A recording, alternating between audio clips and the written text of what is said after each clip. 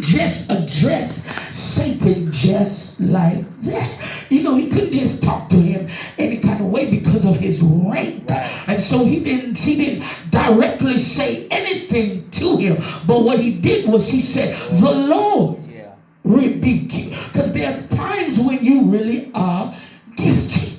Huh? Yeah. And so when you guilty, you can't say, Satan, I rebuke you in the name of Jesus. Huh? You say, Satan, the Lord rebuke you. You know why? Because that blood is so powerful. That sin that you ain't never did, sin that you ain't never committed yet, he already died for. And so he might have missed the promised land, but he didn't miss heaven. Good God. And so when you're dealing with certain rankings of demons, you got to say, Satan, the Lord rebuke you.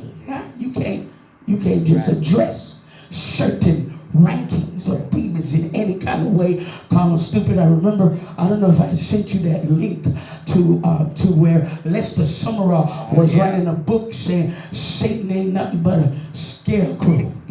Back in the day, back in the 70s, they was like, hey, Satan, he toothless. Satan, he's stupid. He ain't nothing but a scarecrow, right? And so that's back, they ain't know no better poor things. And so then, so now if Satan didn't have power, then how is he able to hold all those people captive? Yeah. If he didn't have power. Right. Of course he got power. You foolish if you think he ain't got no power. Huh? But it's power that we have relinquished and give. Yeah. We gave it to him. Right. Because we have dominion in the earth. And so then if the enemy comes, and takes over anything, guess what? You opened up the door for him to walk in. Wow. So there's times where, so does he put the cigarette to your mouth? Does he put the bottle to your lips? Huh? Does he pull your drawers down? No. Right? We do that. And so when we pull them down, guess what? We done open the gate. Yeah. When we put the cigarette to our lips, guess what? We done open up the gate. Yeah. When we pick that bottle up and put it to our mouth, guess what? We done open up the gate to spirits. Okay? Because ain't that what they call liquor? Wow. They call it spirits. Yeah. So we open up doors. Certain liquors make you do certain things. Now, I was out there. Now. Y'all can't tell me about drinking that. Drinking, I know. I know what wine do to you. I know. I know what gin do to you. I know what Puerto Rican rum do to you. Certain liquors make you do certain things. Am I lying? Okay. Now, so then when I drank gin made me sin. Gin made me drop my drawers. Even, Lord, he could be ugly. It ain't make no difference. That gin made him look real good. But Puerto Rican rum made me want to fight. It's certain liquors that make you do certain things. Okay, yeah. Okay, I don't know why I got it, but I did. But you can't just address certain rankings of demons any kind of way. And so he was saying that when he was preaching, that this time he was talking about, because he was paralyzed, he was epileptic, he had a lot of stuff going on, this young guy, right? But so when the disciples were trying to cast it out, I remember when I was in training, in ministry in Rocky Mount, and the demons had to manifest. And I was standing there looking like, what? I didn't know what I was doing right there, right? So I'm watching because I'm learning like y'all gonna be learning when I'm doing it. Amen. And so I was watching. Lord Jesus. And so then when we got up close, because we were trying to act like we were bad, even though we didn't know what we were doing, so we were all up close and stuff. And the demon said, look at you, stupid. I was like, see that? Well, anyway, so he said you can't just, dealing with certain demons, you can't just you gotta be prepared for certain demons. And so we wonder why Jesus always went away to pray. He always went away to seek God. Huh? He always went, he fasted, sometimes 40 days. So when he come out 40 days, he could deal with the man from Gadarenes that had legions of demons in it, because you got to prepare yourself with fasting and praying. They ain't just going to go, right? And so the disciples had done work done, come out. And, throwing all in and doing everything, but guess what? Them demons ain't went nowhere. They probably slapped them a couple times. See, that lady manifesting them demons stepped on my darn toe there on Friday. Before I knew it, I done shoved her across the room. I was like, y'all can't even handle this woman. She busting people all in the head and stuff. But anyway, that's but you can't just address it. So he was saying that if in your family, everybody, the males die at 45, and you 43. Is it time to be asleep? Guess what? You got how many years? Yeah, it's in the blood. You got 2. Yeah. You got 2 years. All the males don't live past 45. Everybody before you done died 45 years old. Yeah. Guess what? You need to be doing. You need to be engaging. Yeah. What always scares me is church folks that don't fight over their destiny. They want to come to the altar and they want you to sprinkle oil on them and then make it all go away, apostle. But I ain't there with you when you at the house. Huh? And I ain't looking at what you doing to bring them demons up in your house. Right. Oh. See what I'm saying? So then if I keep, and that's why I stopped doing a lot of casting out demons. You know why? Because people don't do what it takes to keep them out. They come back. Yeah. Huh? And so then if they come back, guess what? 7 times. Good God Almighty. So think about if they had a lust spirit, a murdering spirit, fighting spirit. Huh? Think about it. Huh? Yeah. Right. Think about if they had demons like that. Huh? Okay. Think about it.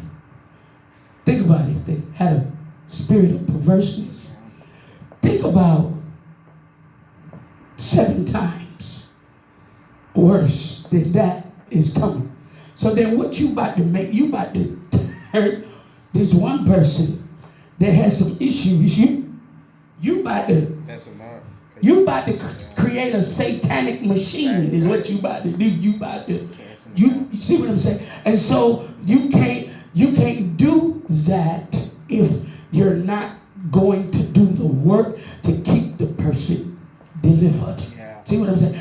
Or the person also has to do what they need. Can I teach y'all today? The person has to do what it takes.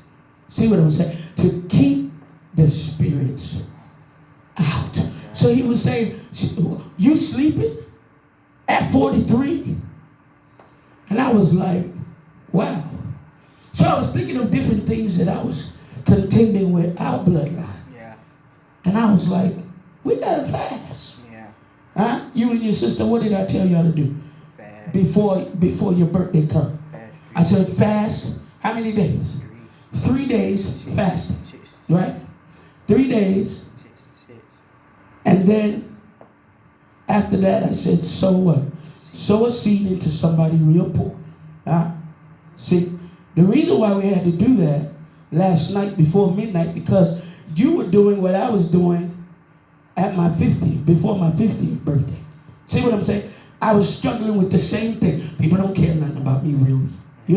I do this, and this, and then look at how they treat me. Look at how they act. Look at how they, they don't really appreciate me. You feel unappreciated, even though it's not true. Right. But you feel that. Right. See what I'm saying? So I knew that y'all were going to go through some similar stuff. That's why, because it's coming through. Good God Almighty. So I said, fast 3 days. And then what did I tell you to pray when? And see, y'all take this. When y'all birthday come, 3 days before y'all birthday, fast. And I said, while you're fasting, right, pray. I gave you prayer points to do, right? And I said, say whatever's assigned negatively to my birth date. To my birthday. Ain't you got the same birth date as Sean, my son? Right? Whatever's negative assigned to my born day, leave my life. And whatever is assigned that's good to my born day, come. Release it to my life. Okay? That's what you do. I'm telling you. You want to change your destiny? That's the kind of stuff you do. And so now, I'm gonna pray over Layla when I get down there, and I'm gonna pray over you and anoint you with oil as well. Because as your mother, my words weigh heavy in the spirit realm. See, you can call your kids stupid, and guess what? They finna be stupid. Yeah. You see what I'm saying? There's certain people's words that weigh heavy. So when your birthday comes, guess what? Get your mama in a corner. Get her in a corner and say, Mama, I don't want nothing for my birthday. And that's right. Bless me. That's what I want you to do. Wow. See what I'm saying? That's what I tell my daddy. My spiritual daddy called me, and my physical daddy. I speak to them on my birthday, and I say, I don't want nothing. I don't want to die. Because your words in the spirit realm, worth more than any amount of money. Make her bless you. Say, Mama, just bless me. You don't know what to say? I said, speak prosperity over me. My daddy didn't know the first time. I said, speak prosperity. He began to bless me. He began to speak success over me. See? Because their words weigh heavy in the spirit. When your children have birthdays, speak over them. Even if you put it in a card, speak and declare over them. So that's what he was saying. He was saying that you got to contend, you got to fight. It's a fight. Right. Just like Michael was arguing with Satan over the bones of Moses. There is a fight. Yeah. See? Because you have an accuser that said, look what she did last night. Yeah. Look what he did yesterday. Look what he did 2 weeks ago. And he didn't even repent. Right. You see? He's accusing us constantly. Oh, God, they don't love you like they say.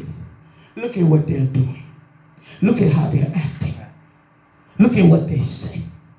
They don't really love you. Do people that love you, that's what he go up in the throne room of God and accuses us to God. Oh, look at how long she's been saved. Yeah. Look at how she acting. Look at what they doing. Can I help y'all today? God. And so that's what he was talking about. And so then when it came time, he just started prophetically flowing. And so he called me out and he said, Apostle, he said, come. And so I came, then he started ministering to somebody else. He said, oh, y'all, you thought I forgot. I was like, no. And so I was standing there, and then I knelt down. And he started telling me that there's been bitterness assigned to me in ministry. So he said, people will come and then they'll leave. He said, I saw you on your knees weeping and praying for people that had left. I said, good God Almighty, this Negro can sing. Yeah. And so he said, and what's crazy is they don't even realize that you're doing it, that you're praying for them. And he said, there's been a spirit assigned so that you can have bitterness in ministry. He said, God said, loyal people will begin to come and be in the ministry. And he laid his hands on me and said, You know better than anybody, right? You know what I've suffered in ministry with people. Come on, we were just discussing something today with somebody. You see? That from back in what, 2011, 2012. Yeah. Stuff still coming in. And I ain't done nothing. You see? And so people that have lied and said stuff and done stuff, you see? And so it's nothing that I've done, but it's just like something was assigned to block me and hinder me as I was doing ministry. And so he laid hands on me. And he said, I wipe the bitterness off of your life associated with ministry. So what was crazy was that there was a few people that last week, from last Sunday to this Sunday, people that live like 6 hours away were making arrangements to come Sunday, to come and worship with us every week. You see what I'm saying? People are moving here, making arrangements to move here, to come and sit in one of these chairs. See, God is sending loyal people. But see, God has a plan for the ministry, but the enemy will try to plot against you, to try to sabotage what God would do. And so that's why I got the hotel room, because they were coming. But guess what? Immediately the baby got sick with a high fever. They worried the woman so much. And then there was another woman that lived like 20 minutes away. And she was like, would you like me to pick her up too? I was like, good God Almighty. Then it was another lady in Greenfield. So these chairs are about to be, somebody said, see, even if people got to come, it don't matter. Because people they're desperate for God, and they're tired of nonsense in church. That's why I said I ain't doing church. Didn't I say that? I said I ain't doing church. I'm doing kingdom. Isn't that what I said? On the 22nd of September. I said I'm not doing church. I'm doing kingdom. Glory to God. Turn your Bibles. Matthew 26.